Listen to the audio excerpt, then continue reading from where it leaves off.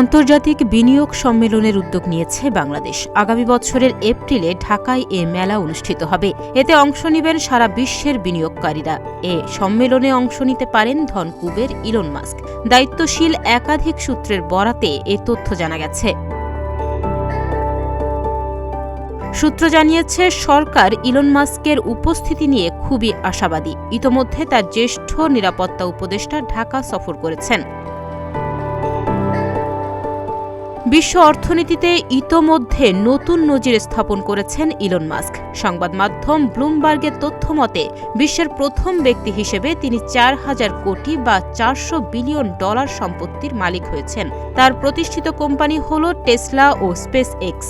এই প্রতিষ্ঠানগুলোর বাজার বৃদ্ধিতে তিনি বিশ্বের ১ নম্বর ধনীর তালিকাও দখল করে রেখেছেন। একাধিক কূটনৈতিক ও সরকারি সূত্রের বরাতে জানিয়েছে, এপ্রিলের প্রথমার্ধে এ সম্মেলন অনুষ্ঠিত হতে পারে। ৩ দিনের সূচি ও অতিথি তালিকা প্রস্তাব করে ইতোমধ্যে প্রস্তুতি শুরু হয়েছে।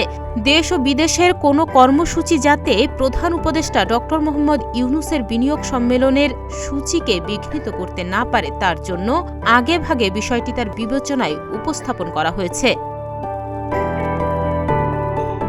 আন্তর্জাতিক এ সম্মেলনের আয়োজন করবে বাংলাদেশ বিনিয়োগ উন্নয়ন কর্তৃপক্ষ। তবে এতে পুরো সরকার তথা প্রশাসন যন্ত্র সংযুক্ত থাকবে। সংশ্লিষ্টরা জানিয়েছেন, ৫৩ বছরের ইতিহাসে সেরা বিনিয়োগ সম্মেলনের লক্ষ্যে এপ্রিলের প্রথমার্ধকে টার্গেট করে প্রস্তুতি চলছে। প্রস্তাবিত সময় ও তার কাছাকাছি তারিখে এ সম্মেলন অনুষ্ঠিত হবে। সূত্র বলছে, সম্মেলনে আমন্ত্রিত হবেন বিশ্বের ধনী ব্যক্তিরা। অ্যামাজনের প্রতিষ্ঠাতা জেফ বেজোস, ওরাকলের সহ প্রতিষ্ঠাতা ল্যারি এলিসনকেও এ সম্মেলনে আমন্ত্রণ জানানো হতে পারে। বৈশ্বিক টাইকুনদের বিনিয়োগের জন্য আকর্ষণের চেষ্টা করছে বাংলাদেশ। এসব অতিথির উপস্থিতি নিশ্চিত করতে নোবেলজয়ী অর্থনীতিবিদ ড.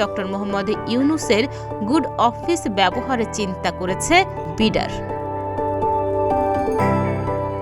তাহনিয়া ইয়াসমিন, প্রতিদিনের বাংলাদেশ।